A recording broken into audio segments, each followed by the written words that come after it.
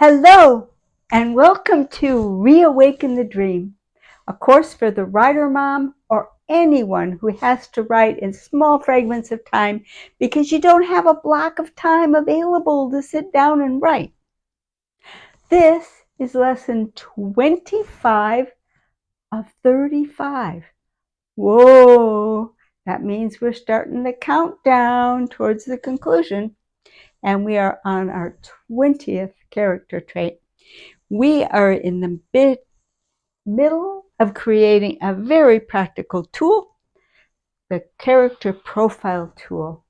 And it's a tool that gives us the power of living characters so that the minute you sit down to write, your characters will wake up like children waking from a nap. So without wasting any more time, let's start with a quick review of our last lesson. Last time, we talked about generosity. And we said that the struggle of generosity was really the question of, do I have enough?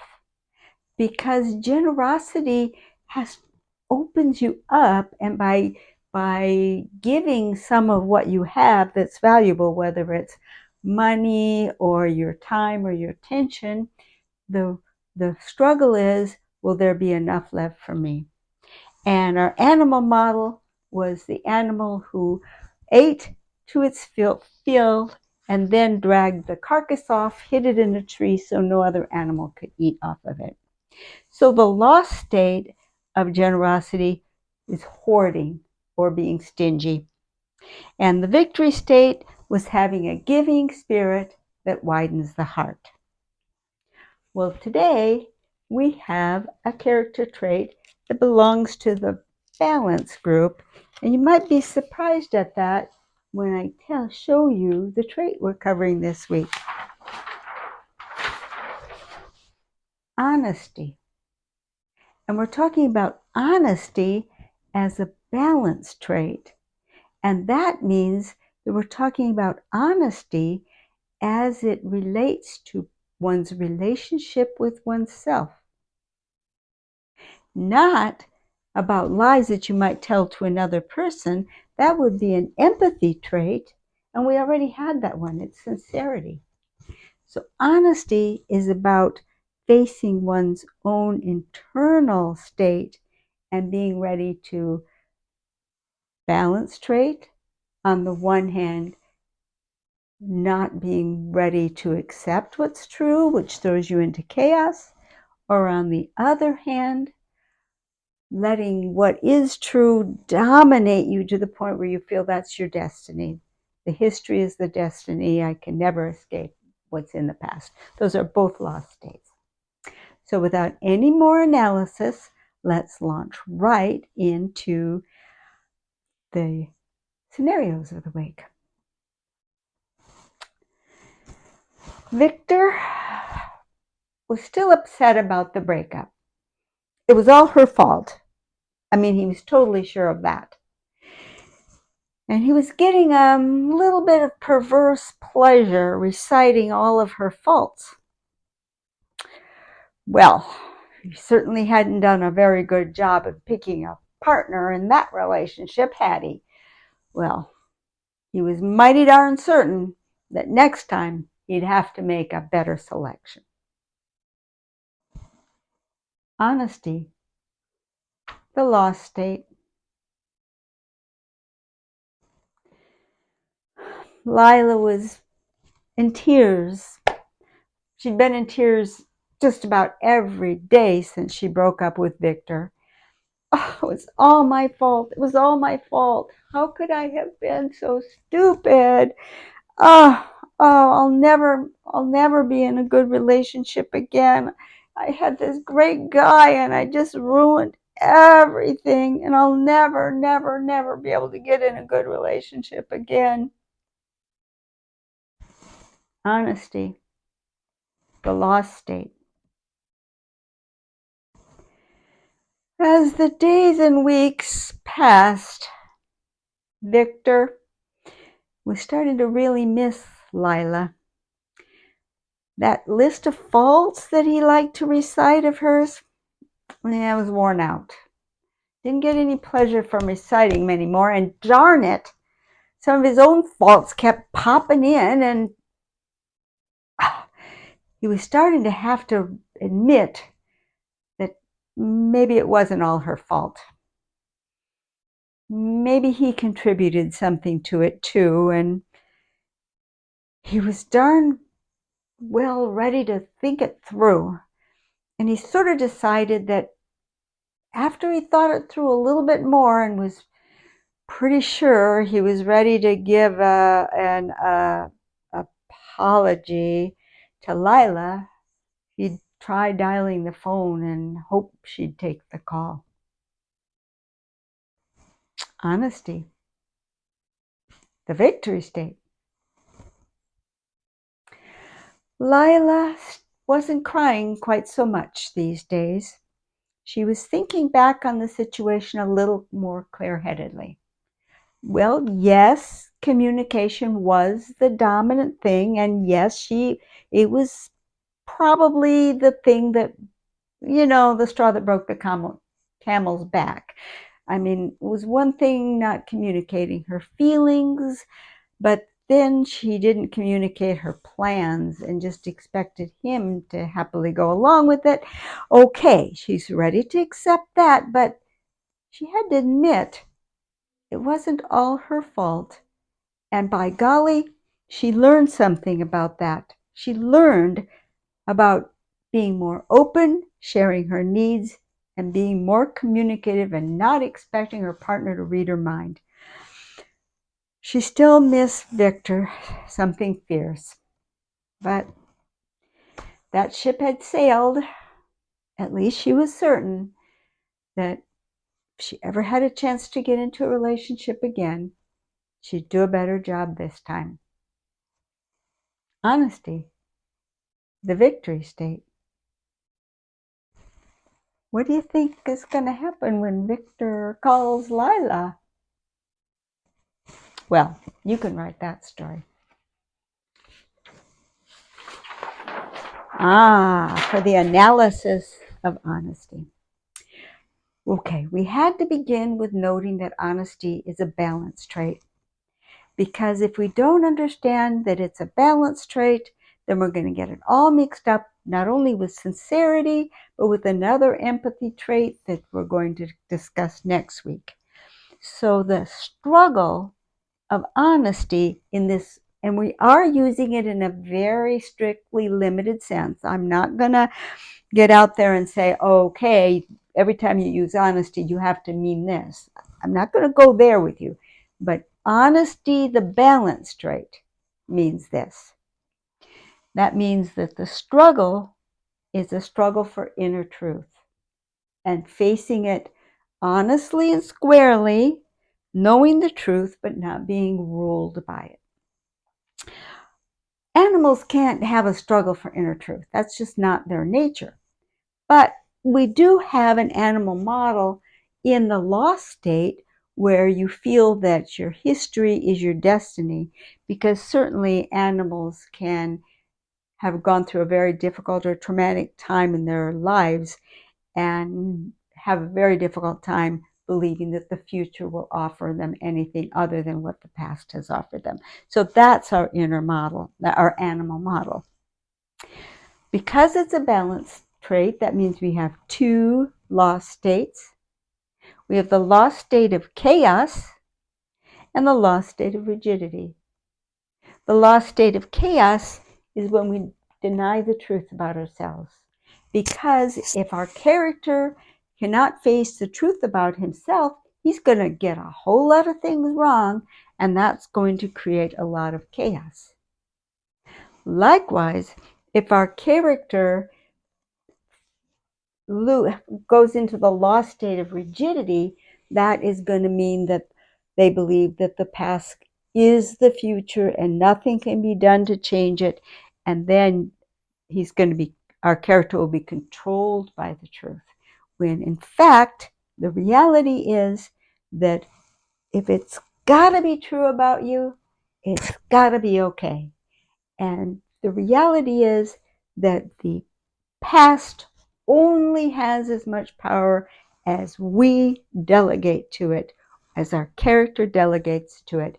And there's nothing stopping us from making a different choice with the very next breath we take. And so that is the victory state, to squarely know the truth, but not be ruled by it. Honesty. But honesty being a balance trait also means that we have a very rich collection of modifiers.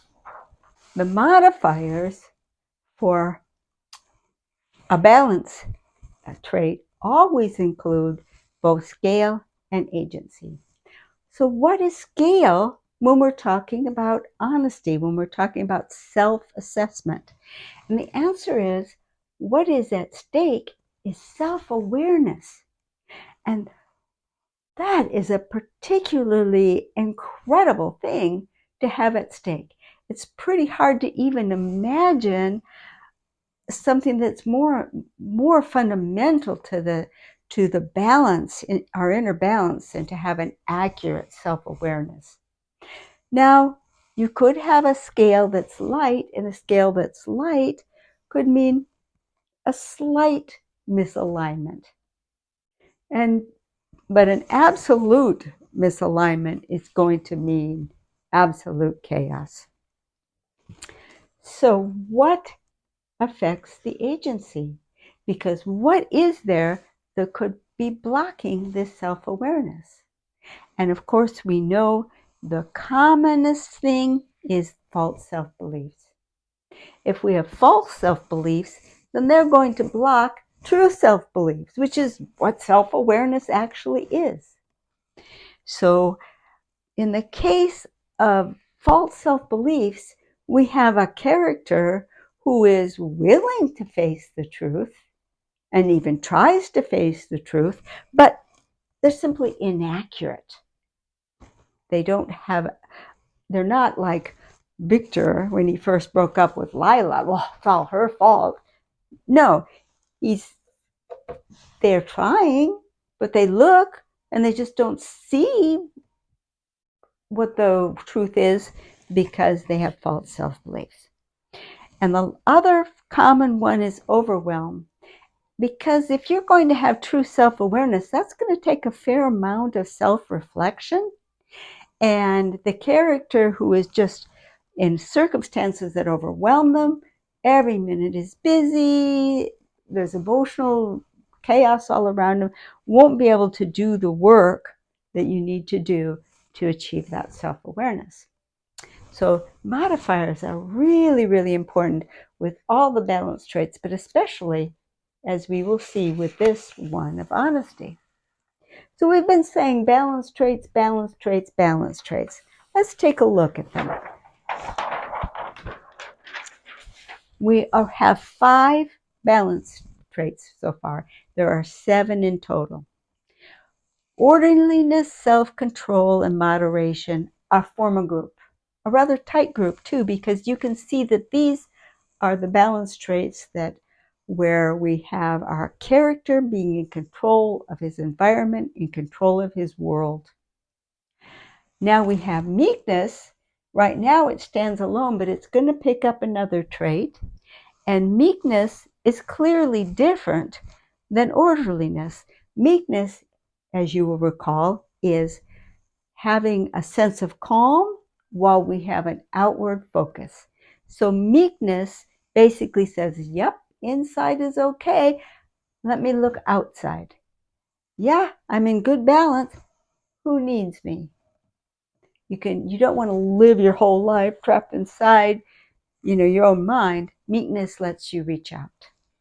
And honesty today is a reach in, but it's a reach in to do that assessment that you need to have done in order to be able to reach out. So it will get another trait as well, just not today. And all of the balance traits taken together will give you a character that if you can manage to get all of the balance traits down there in the base position, you've got some major self-mastery. So that is our coverage of our character trait for the week. Well, we've been doing a grand review of the character profile tool. And in the weeks before, we covered the components of the character profile tool. We covered the diagram, the memory prompt list, the reference sheets, all of the pieces that make up the physical objects, if you will, that make up the character profile tool. And today we're beginning the phase 2 of our review. We're going to review transitions. And in particular, we're going to review what happens to our character profile diagram between the start and the end of our story when we have the arc of emotions that carry us from our beginning state to our ending state in the character profile. And then next week, we'll cover presaging and the aha moment.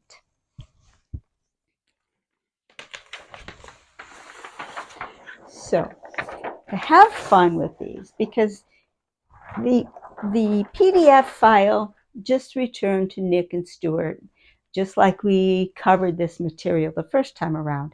But to keep things a little bit more fun, I thought we'd have a little bit more fun if we drew a character. And I did this last week, and it is so much fun. Where randomly you choose, is it a man or a woman? What is the age group? What are the character traits in the various positions? And you can just end up with some traits that'll just get you scratching your head. But out of that scratching your head can come a really, really interesting story. And when you start considering the fact that we're going to have 28 character traits cast against 8 positions, the number of possibilities is just explosive. So we're going to talk today where the concept we're reviewing is the concept of an emotional story arc where we have a beginning character diagram and we move to a concluding character diagram. Hopefully, I hope all your stories will be showing transformations where the character betters himself. The reverse is possible. It is possible to write a story of a character crumbling, but please don't use this information for that. The world doesn't need any more depression. The world needs to know that the future has hope. So our character, I drew an age group and it was senior. So I decided he'd be a young senior. To be honest, I pulled a woman again. But we did a woman last week, so I cheated. It's a man. And I gave him the name Kirk. But look at his crazy character profile diagram. And I swear I did not cheat on this one. But look at these weird set of circumstances that you've got. Foresight, one of the insight character traits, is here in an anchor, while circumspection, another insight character trait, is pinnacle trait. Not even there.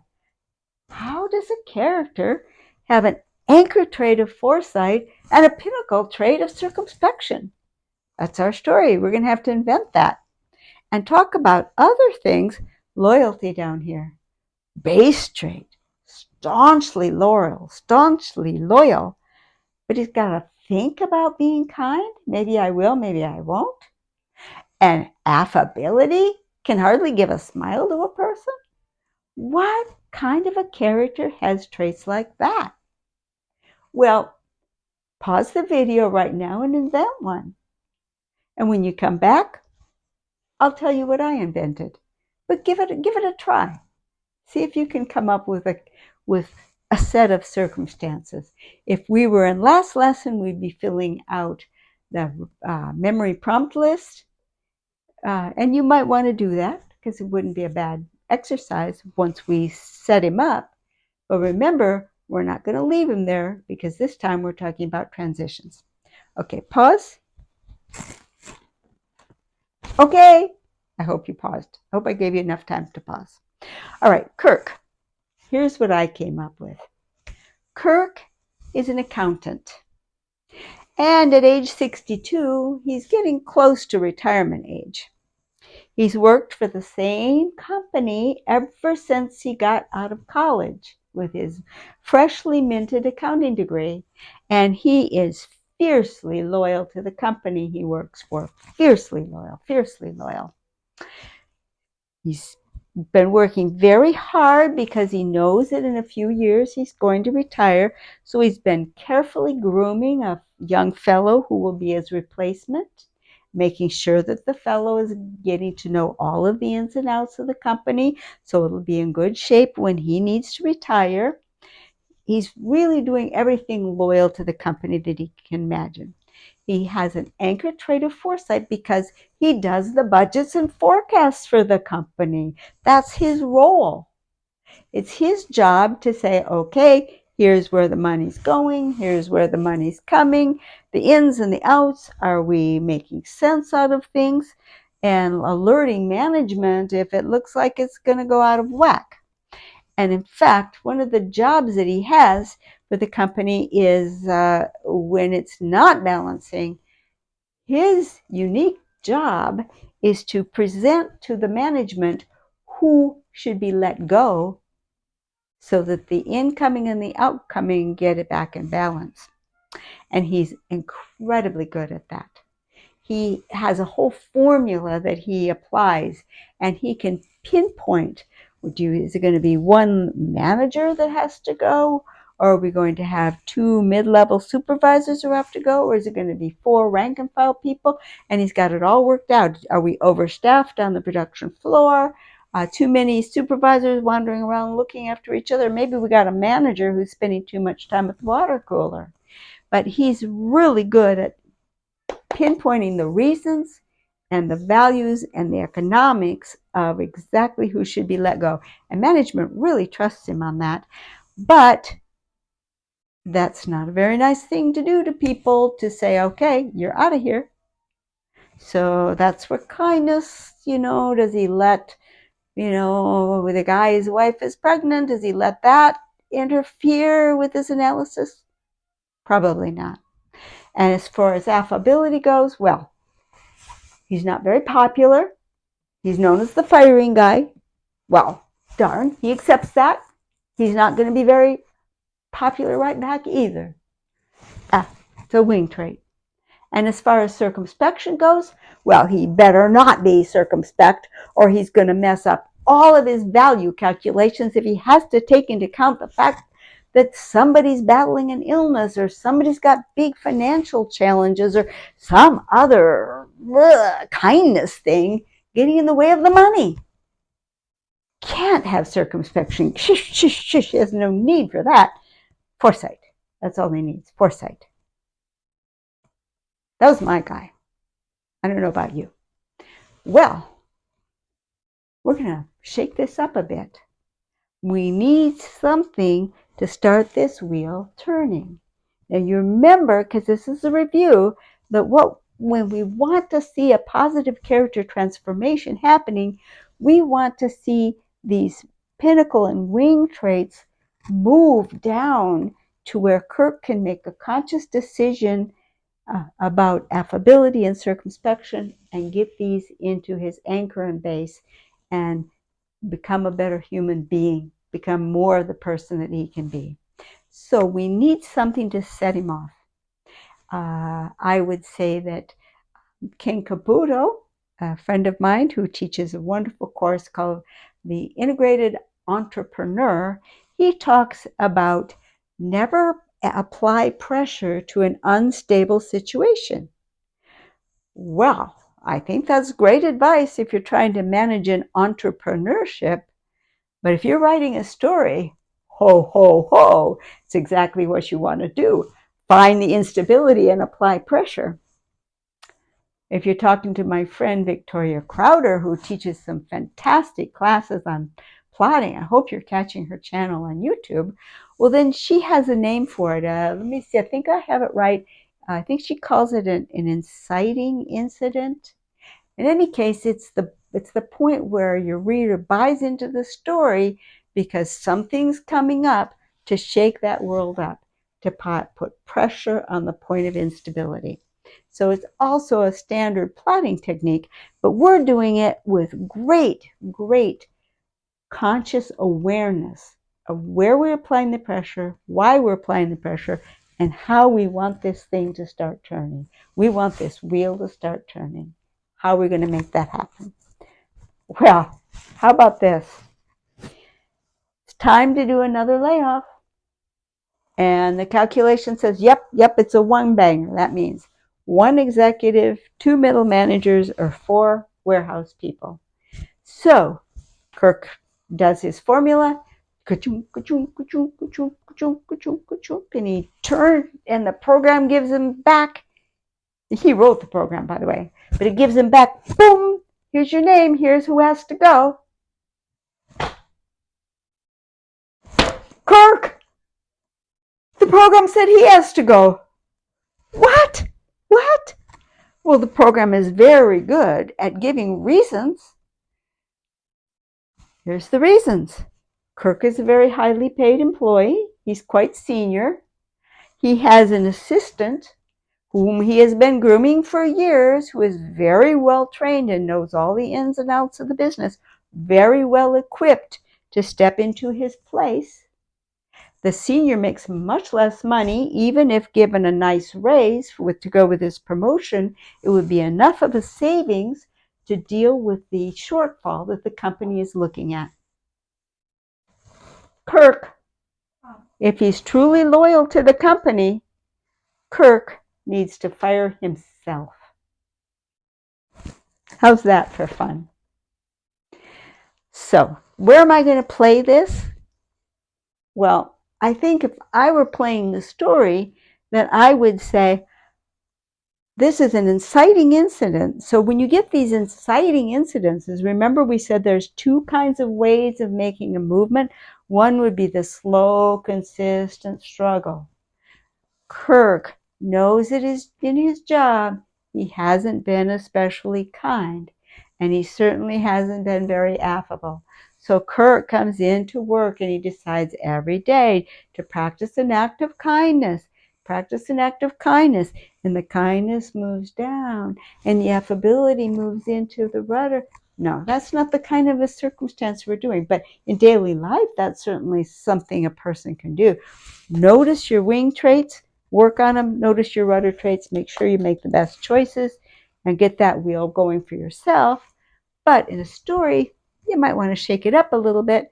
Certainly, our incident shook it up. So I'm saying that suddenly circumspection is in Kirk's radar, because Kirk is looking at his own world. What is getting laid off at age 62 going to do to me? Am I going to start taking my Social Security early, and then I have to rethink my retirement? I won't have as much income.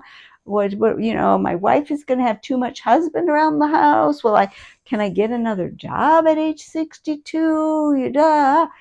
All of these things of circumspection are popping into his mind.